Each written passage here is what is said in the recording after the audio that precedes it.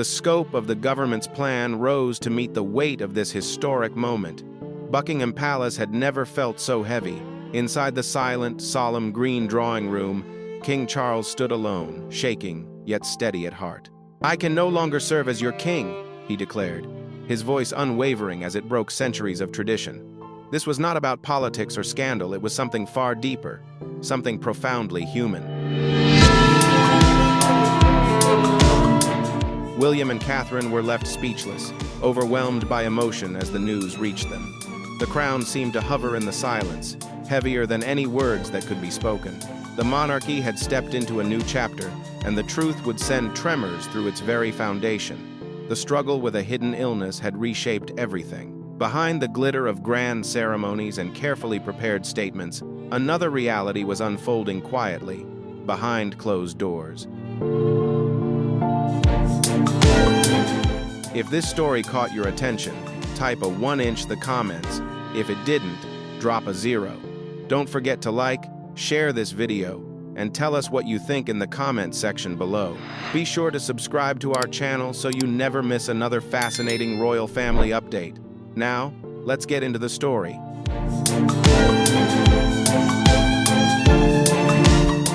Catherine had never imagined she would wear the crown so soon. She had pictured many more years as the Duchess of Cambridge standing beside William, raising their children, and quietly building their family away from the spotlight. The idea of becoming queen before the age of 50 had never crossed her mind. Yet now, she stepped into history not with fanfare, but with silent determination.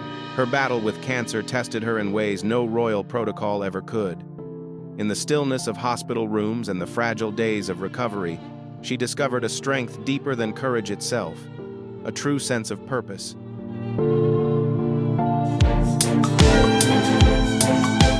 That inner strength would carry her into one of the most important roles in the world.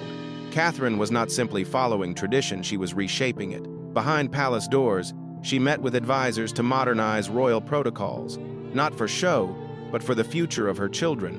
Less rigid, more transparent, a monarchy that does not stand above the people, but walks beside them, something the public clearly recognized. Almost overnight, polls began to hail her as the people's queen, a future monarch whose role meant far more than a title alone.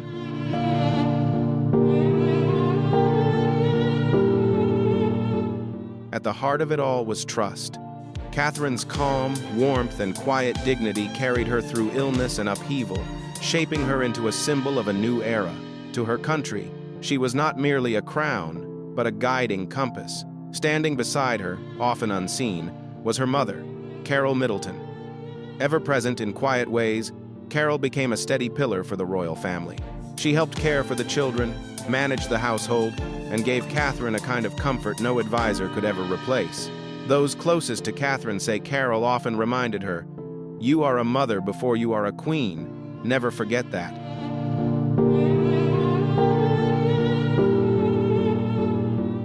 Catherine never forgot that truth.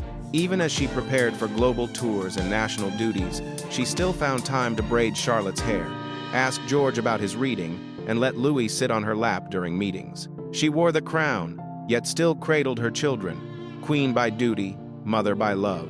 That was the transformation, not the rise of a new person, but the world finally beginning to truly understand who she had always been. A reluctant queen who became the greatest hope of the kingdom. A new royal era, born from crisis.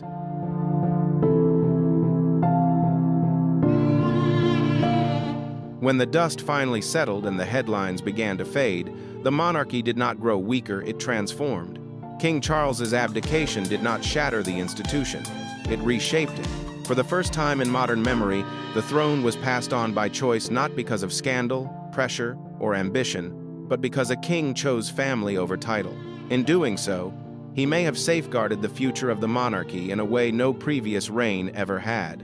Charles's legacy will not be measured by the length of his reign, but by the weight of the choices he made.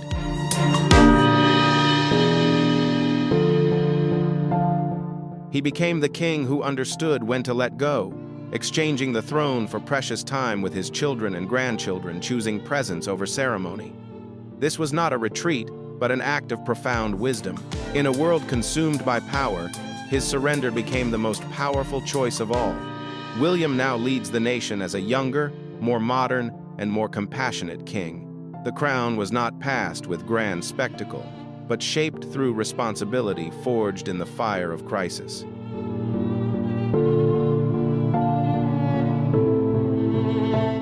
He stepped into this new chapter not as one who had waited, but as one who rose sooner than anyone had expected. His coronation reshaped how the world viewed the monarchy. Beside him, Catherine emerged as more than a wife. She became a steady force, a compassionate presence, and a living symbol of what the monarchy could evolve into. From commoner to queen, not through ambition, but through unwavering devotion. Through illness, upheaval, and the sacred role of motherhood, she stood resilient, and in doing so, she became the beating heart of a new royal era.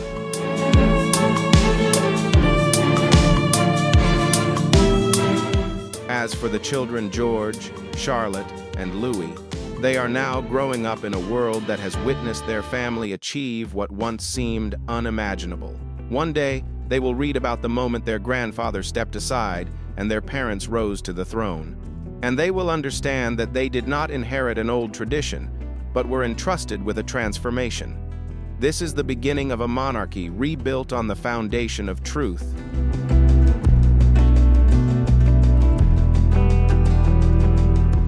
Humanity and grace imperfect, unfinished, yet undeniably real.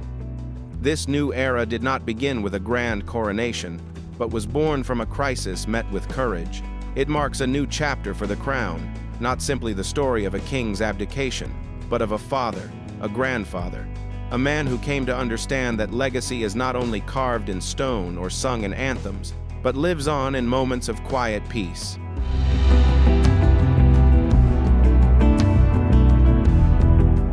A quiet walk through the garden, a hand gently held at breakfast, stories shared beside a warm fire.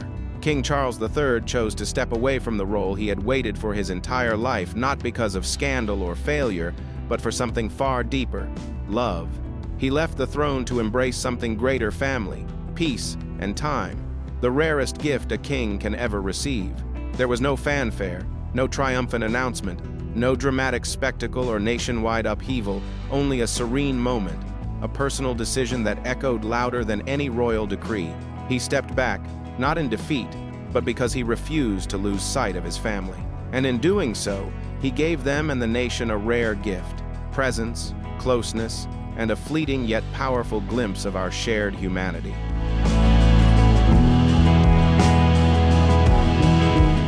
For William and Catherine, the weight of destiny arrived far sooner than they had ever expected.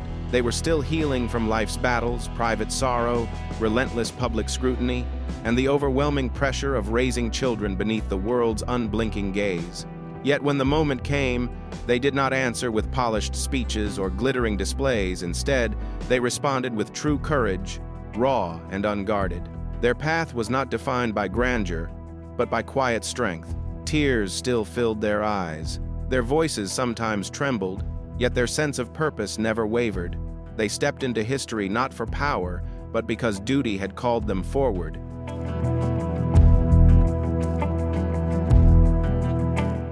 Not only for the nation, but also for their family and for themselves. The transfer of power carried a different kind of weight: humble, vulnerable, and deeply human. In a world often dazzled by the grandeur of the monarchy, their beginning was marked not by crowns or cloaks, but by enduring pain while still holding the future in their hands. This shift was just as profound for their children, George, Charlotte, and Louis. Their world transformed in a single season, moving from bedtime stories and hidden play spaces to press conferences and royal ceremonies. A piece of their innocence was lost the day their grandfather laid down the heavy burden of history and their parents took it up. Yet within that loss, a quiet resilience began to grow, not from privilege or tradition, but from the shared courage of a family carrying the weight together and still finding reasons to smile.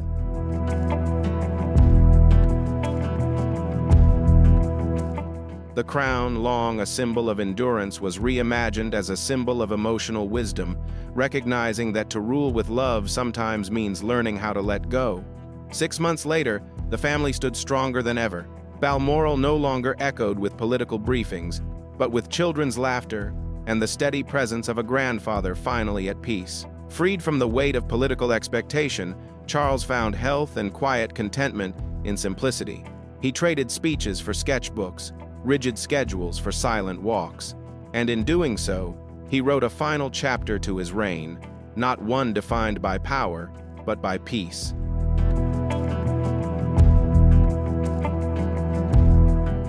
William and Catherine prepared for the coronation, but more than that, they prepared for the future, not as a spectacle, but as a promise to lead with transparency, empathy, and hearts shaped by both pain and healing. The children were now growing older, walking with greater confidence, their eyes brighter than before. They were no longer just heirs, but reflections of that promise. The public, once doubtful, now stood united not because of ceremony, but because of sincerity. The monarchy, long seen as a symbol of grandeur and mystery, had become something far rarer, genuine. These figures were no longer distant faces in gilded frames, but people who could laugh, cry, stumble, and rise again. A reign ended not in conflict, but in compassion. And in that ending, something new was born, a legacy measured not by time on the throne, but by the courage it took to walk away from it.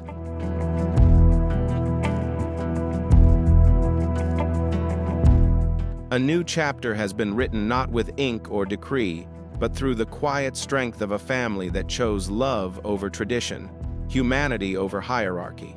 Can this modern monarchy withstand the storms that lie ahead? Can it evolve, adapt, and endure in a world that now demands authenticity more than antiquity? Only time will tell. But if the past few months offer any clue, the future of the crown does not rest in how high it is worn, but in how gently and how meaningfully it is handed forward.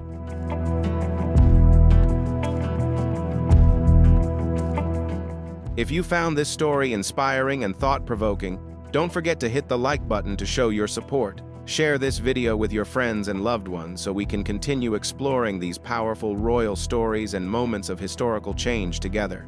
And if you don't want to miss any of our upcoming videos on royal life, timeless stories, and leadership lessons, be sure to subscribe to the channel and turn on the notification bell so you'll be alerted the moment a new video drops. Thank you so much for watching, and we'll see you in the next video.